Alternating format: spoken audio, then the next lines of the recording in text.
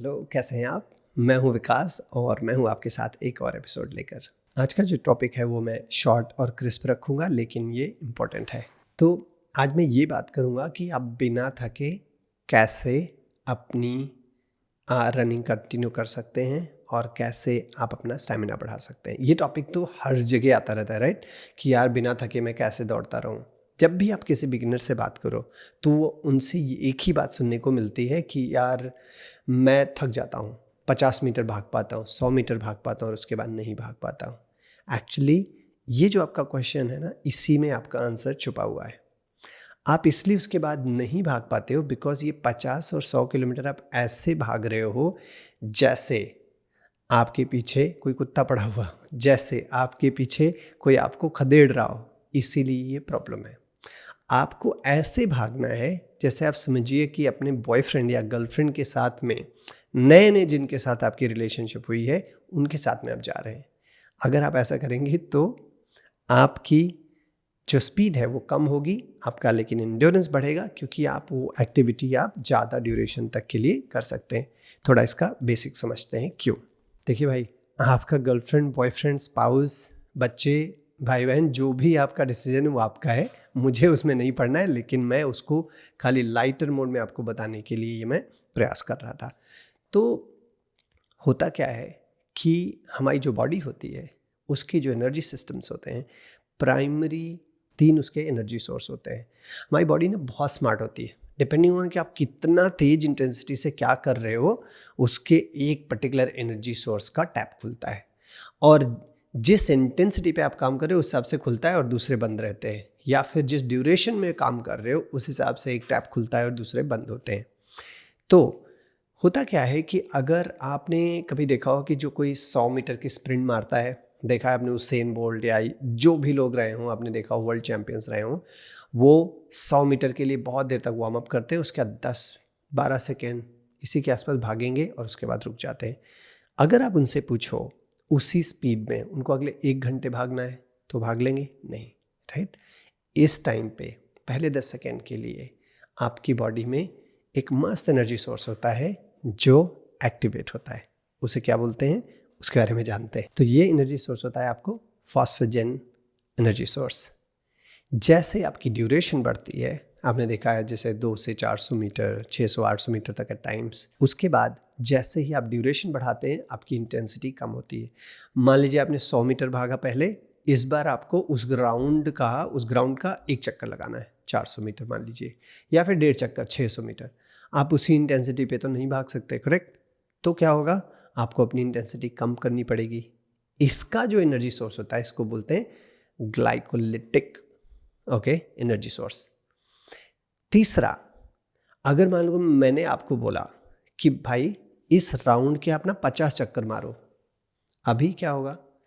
अगर आप उतना ही तेज भाग रहे हो जैसे आप भाग रहे थे 100 मीटर, तब तो आपको कुछ 100 ही मीटर में आपकी लग जाएगी। अगर आप 400 या 600 वाली मीटर की स्पीड पे भाग रहे हैं तो हो सकता है आप 200-400 मीटर और खींच लें, उसके बाद आपकी लग जाएगी। आपको अगर दूर जाना है तो आपको धीरे जाना होगा। अगर आपको नज़दीक जाना है तब आप तेज जा सकते हैं, ओके? लेकिन डिपेंडिंग ऑन योर इंटेंसिटी आपका वो एनर्जी सिस्टम एक्टिवेट होता है। बहुत सिंपल भाषा में बता रहा हूँ, तो आप इस विज्ञान में मत पढ़िएगा कि अच्छा ऐसे इस शब्द का क्यों यूज़ कर रहे हो एक्सेट्रा। आप सार को समझिए, मूल को समझिए, तथ्य को समझिए, ठीक है? नेक्स्ट होता है, अगर आपको 50 राउंड लगाने हैं तब क्या होगा, आपका ऑक्सीडेटिव सिस्टम जो है एनर्जी सोर्स, ये एक्टिवेट होता है और हम इधर ही रुकने वाले हैं क्योंकि हमको तो दूर जाना है, राइट? क्योंकि अभी हमने ये डिसाइड किया कि हम कैसे ज़्यादा दूर तक भागें, ज़्यादा देर तक भागें बिना थके हुए। तो आपको ये समझना है कि अगर आपको अपनी बॉडी में एनर्जी इनफ रखनी है जिससे कि आप ज़्यादा डिस्टेंस या फिर ज़्यादा टाइम तक आप दौड़ते रह सकें, तो आपको अपनी स्पीड को कम करना है। बाय द वे, आप स्लो भागेंगे तो कोई आपको आके नहीं बोलने वाला है कि भैया आप फंस नहीं आए। आपको अगर लग रहा होगा ना मैं इतना स्लो भाग रहा हूँ, बगल में कोई वॉक कर रहा है, वो सोचेगा अरे क्या बंदा है या क्या बंदी इतना स्लो। कोई नहीं देखने वाला, किसी को नहीं पड़ी भाई। आपकी अपनी शरीर है, आपकी अपनी हेल्थ है, आप उस पर फोकस करिए, ठीक है? आगे बढ़ते हैं। जैसे आप अपनी इंटेंसिटी को कम करेंगे, वैसे आप रिलेटिव टर्म्स में अपने ड्यूरेशन को बढ़ा सकते हैं। अब आप ये कहोगे कुछ भी मैं कर लूँ, शुरू में मैं नहीं कर पाता हूँ, दैट इज़ ट्रू, वो होता है। हमारी बॉडी जब आप ट्रेन नहीं करोगे तब धीरे धीरे डी ट्रेन होने लगती है। मतलब आपका शरीर ना, ये माशाल्लाह इतना बढ़िया चीज़ है, मैं बता नहीं सकता। ऐसी इंजीनियरिंग है कि समझ में नहीं आता, लेकिन उसमें जितनी चीज़ें हैं ना, सबका काम है और बहुत अच्छे से चलते हैं अगर आप उसको समझिए तो अगर आप ट्रेन नहीं कर रहे हो तो आपकी मसल्स, आपकी कैपेसिटी, आपका एंड्योरेंस, सब कुछ धीरे धीरे धीरे धीरे कम होने लगता है। आप उसके बाद ये नहीं कह सकते कि मैं जब 20 साल पहले स्कूल में था या फिर जब मैं बैडमिंटन खेलती थी तब मैं इतना तेज करता था या करती थी एट्सेट्रा। आपको ये देखना है कि आपने पिछले 1 महीने में, पिछले 3 महीने में कितना रेगुलरली वर्कआउट किया है। ओके, अगर आप इस पे ध्यान नहीं देंगे, ट्रस्ट मी, 2 ही चीज़ें होंगी, या तो आप इंजर्ड होंगे या फिर दूसरा आप डिसअपॉइंटेड होंगे। आपकी स्पीड और एंड्योरेंस नहीं बढ़ेगा। तो हमें इंटेंसिटी कितनी रखनी है इस पे समझते हैं। इस पे आपको ये बेसिक समझना है। जैसे याद है जब हम छोटे थे तो मम्मी पूछती थी कि भाई 1 से 10 में बताओ भूख कितनी लगी है, हम बताते 4, 5। अगर आपने 10 में 10 बताया, इसका मतलब भाई 1 में 2 में एक ही चीज़ हो सकती है, या तो आप बहुत बड़े भूख खड़ो, ठीक है, बहुत लालची हो, या फिर आपको एक्चुअली भूख नहीं लगी, आप झूठ बोल रहे हो, राइट।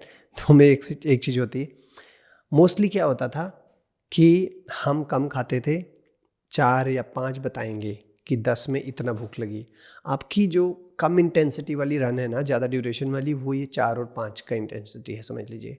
मतलब आपको इंटेंस स्प्रिंट नहीं करना है, आपको वॉक नहीं करना है, इस बीच वाले स्पेस में रहना है। अगर आप इस स्पेस में 4 हफ्ते तक रहेंगे, ट्रस्ट करिए, और हर हफ्ते 5 दिन आप वर्कआउट करेंगे, जो भी आपका बेस है आप वहाँ से शुरू करिए। मान लीजिए 30 मिनट का आपका बेस है, आप 30 मिनट से शुरू करिए। 30 मिनट नहीं हो सकता, आप एक काम करिए, 5 मिनट वॉक करिए, 1 मिनट रन करिए, ऐसे करके 6 राउंड मार लीजिए, ठीक है। आप जहाँ से भी शुरू करेंगे, आप ये ध्यान दीजिए, हर तीसरे दिन 5% उसमें बढ़ाइए, उससे ज़्यादा नहीं। कितना? 5%। अगर 30 मिनट आज मैंने किया टोटल, तो तीसरे दिन मैं 33 मिनट्स नहीं, 31.5 मिनट करूँगा, ठीक है। तो 1 हफ्ते के बाद आप 33 मिनट्स करोगे, मतलब 1 हफ्ते में आप 10% अपना ड्यूरेशन बढ़ा सकते हैं। अगर आपको इंटेंसिटी बढ़ानी है तो आप इंटेंसिटी भी 10% बढ़ा सकते हैं, लेकिन तब आपको ड्यूरेशन वही सेम रखना होगा। तो आप इंटेंसिटी या ड्यूरेशन में एक चीज़ 5% हर तीसरे दिन पे बढ़ाइए, और ये आप 1 महीने तक करते जाइए।